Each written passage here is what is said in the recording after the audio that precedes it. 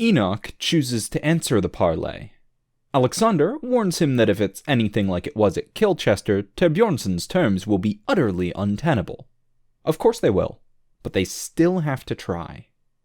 Enoch gathers his 2 silent guards, Jacob and Gilead, along with a small contingent of Serpentes. Alexander and Joran agrees to join him, taking a number of steel-shod ground-pounders with them. Varley also invites himself along. He wants to see if he can get the measure of their opposition. Torthien readies the bulk of the Serpentes cavalry, and Dylan joins him with the steel-shod horse corps. Joran tells Torthien to position the cavalry at the edge of the cityscape and watch for his signal. Torthien asks what the signal will be. Joran arches an eyebrow and tells him he'll know when it happens. They venture out to the no-man's land, riding until they get close, then dismounting. Thorbjornsson waits, sitting in a ridiculously oversized chair. He is attended by an array of champions and warriors, at least 100 men, heavily outnumbering the Serpentes and Steelshod forces, including several of the White Bear Bearsarks, other types of Bearsarks, Olaf One-Eye, a priest, a stocky Svard that Alexander recognizes from Kilchester as Halvar the Peacekeeper, and more. A Castelline officer, 2 Lorinettes, and an old man. The old man is notable. Castelline, dressed in a conservative noble cut, liver-spotted, bald, with a visible tremor. He looks as aged and decrepit as Varley did when they first met him, and as they get closer, Varley speaks, surprising everyone. "Abelo," he says, ignoring the Jarl of Jarls and addressing the old man. The old man, Sakapus, gives Varley a quaking nod. "Brutus," he says. "It has been a long time," Varley observes. "One last battle of wits for us, it would appear," Sakapus replies. Enoch strides past Varley and stands across the table from Thorbjornsson, arms crossed. "Abelo Sakapus, and I count Castelline legions in this army. Has the Empire allied itself with Svarden?" "The Empire? Svarden? Nothing so elaborate," Sakapus says. "I have come to help my old pupil." He nods at Thorbjornsson, who gives him a slight, impassive dip of the head. "And I still hold some sway with the legates, you know." "Enough," Enoch says. He locks eyes with Thorbjornsson. "You clearly wish to speak Svard, so speak." Thorbjornsson's expression betrays the faintest glimmer of amusement. He stands, towering over everyone. When he speaks, his unaccented voice booms out with an edge of feral, growling menace. "They call me Thorbjornsson. I have come to break you. I will batter down your walls. I will burn your holy places. I will tear down your kingdom piece by piece, brick by brick, until the name Torath is a distant memory." Enoch bristles, begins to reply, when Thorbjornsson's booming voice rolls over him. "When I take the city, every man, woman, and child within will be slain. If you wish to live, you need only do one thing. Flee." His gaze sweeps across the assembled. "Come out and surrender, and you will be taken as a thrall. You will not practice your faith, but you will be permitted to live. Or flee to the north and pray my Ulfsknar do not find you. I care not what you do. I have just come to tell you. I will break this city. Stay, fight, and die. Flee, surrender, and live. The choice is yours." Thorbjornsson turns to go. Enoch speaks, loudly, his voice carrying nearly as far. "Greater foes than you have tried, Svard," he says. "The Caliphate of Al-Hassad once raised an army of inconceivable size, 100,000 men at least. The Empire at the height of its power spanned the world, reaching even your worthless frozen waste of a homeland." Thorbjornsson hesitates, his back half to Enoch, looking back over his shoulder. We have weathered their storms, Enoch says. We have thrown them all down and stood above their broken remains. We will do the same to you. Toroth guides us. And like all serpents, we shall give you cause to regret incurring our ire. Bjornsson just sighs deeply. Keep talking, Snake Knight, he says, but your army is gone, and you are alone behind your walls. Alexander steps forward. Not alone, he says, and I remember you gave a similar ultimatum back in Cadia. Things did not work out quite the way you expected. Bjornsson turns back around, narrows his eyes at Alexander as recognition dawns. You. Alexander gives a slight incline of his head, an acknowledgement. Us, he says, sensing Yoren step up beside him. You told me that Hakon had taken my beloved as a pet, Alexander reminds the Jarl. He had, Bjornsson snarls. And now she resides beyond those walls, her faith renewed, Alexander says. While Hakon rots in a Cadian dungeon, Yoren adds. Bjornsson grinds his teeth for a long, silent moment. Then turns to walk towards his camp.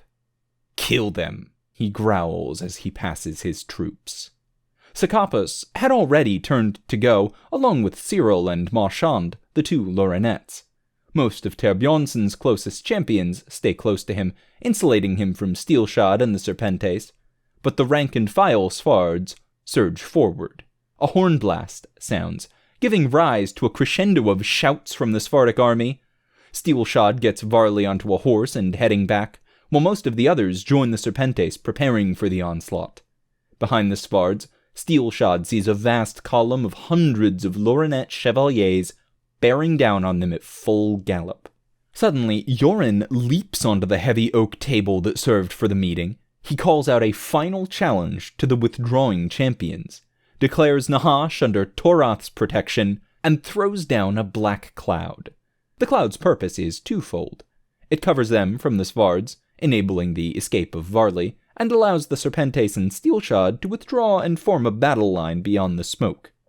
As the Svards fall back, hesitant to enter the potentially poisonous cloud, it also provides an obscurement of Torthien and his several hundred cavalry, charging in behind the cover. Alexander and Enoch give the order to part their line, and Torthien's troops flow through the gap. From the Svard's perspective, Yoren calls down a cloud of smoke, and from that smoke erupts several hundred Serpentes cavalry and a handful of Steelshod support. The Svardic infantry falter as Torthien and his men trample over them. Alexander and Enoch press them as well, causing the Svards to fall back entirely. Enoch and Alexander don't pursue, instead making for their own horses. Torthien and his men rush the charging Lorenet chevaliers, and they clash in a bloody exchange. Dylan identifies Sieur Isidore Lachance, the chevalier commander, and begins directing Gerald, Evan, Levin, and Anatoly to put arrows in him. Torthien catches their cue, and he fights his way to the Lorenet field commander, cutting him down in a brief, fierce fight. Between this and the sight of Enoch and Alexander leading the rest of their forces to join the battle, the Lorenets falter and withdraw. No need to press this small advantage. Steelshod and the Serpentes fall back to Nahash, having struck a first, decisive blow. Yoren's reputation as a black magician has just grown another leap, with many in the Svardic army swearing that he used some Tarathi sorcery to summon the reinforcements. Enoch dispatches Steelshod back to the docks, and he enters the city with Varley to continue planning their overall battle strategy. The wounded are seen to at Agrippa's medical station, and Alexander gives the command to follow through on Varley's earlier request. Ignis continues expanding the blockades in the canals, while Jaspar and Mucker venture down to the Silver Bridge, the south bridge closest to the docks. They examine the bridge thoroughly, and eventually Jaspar manages to identify several critical keystones that seem to be essential to maintaining the integrity of the arches. Mucker considers the problem and believes that If he can get out beneath the bridge somehow, he can dismantle the keystones. Getting to them may not be easy, but if he does, he can bring down the bridge. However, a stirring in the Svartic camp sends Jaspar and Nate scurrying back to Steelshod's encampment. They'll need time and help to take out the keystones, and the bridge is in full view of the Svartic forces. They give their report to Alexander, and he begins putting together a plan. Reaches out to Enoch, Torthian, and Varley, asking for their assistance. He wishes for them to stage an assault skirmish, a distraction, absorbing the Svard's attention while his team dismantles the Silver Bridge. Torthian agrees to take his cavalry out once again to provide the distraction Steelshod needs. Varley coordinates with the forces, setting their strategy and reviewing the maneuvers that will best serve their purpose. They plan to send out a force of archers to set up in one of the watchtowers in the outer circle. They will send them out the night before, tonight, to be in position when the skirmishing begins. Felix, Ben, Kara, Amos, and a group of militia bowmen are told to prepare to head out and take up positions in the watchtower. Meanwhile, Sakapos, Cyril, and the War Council discuss their plans for the opening moves of the siege tomorrow. Standing over a Castleine map of Nahash, Sakapos points a quivering hand to the southern portion of the outer circle. "They are planning something," the strategist rasps. "If I know Varley, he will try to take the bridge here and cut off our mobility." Cyril offers a counter-suggestion, but Sakapos gives him a withering look. "It will happen here, if it happens. Send men now under cover of darkness, to make ready for the morrow." Thank you for tuning in to Steelshod, a series by Mostly Rights, narrated by Tailforge. You can find every chapter in text format, as well as character sheets, setting information, maps, and rule documents on the Steelshod tabletop system in the link below. If you'd like to support the channel, you can pop down to the description and use the Patreon link for recurring donations, the PayPal.me link for one-time donations, the Teespring link for shirts with the incredibly cool background art by Nobody, or use the DriveThruRPG affiliate link the next time you're looking to try a new system. If you'd like to support the author, you can find Steelshod merch on the mostlyrights.com store, or donate to the Mostly Rights Patreon, which are both linked on reddit.com/r/mostlyrights down below.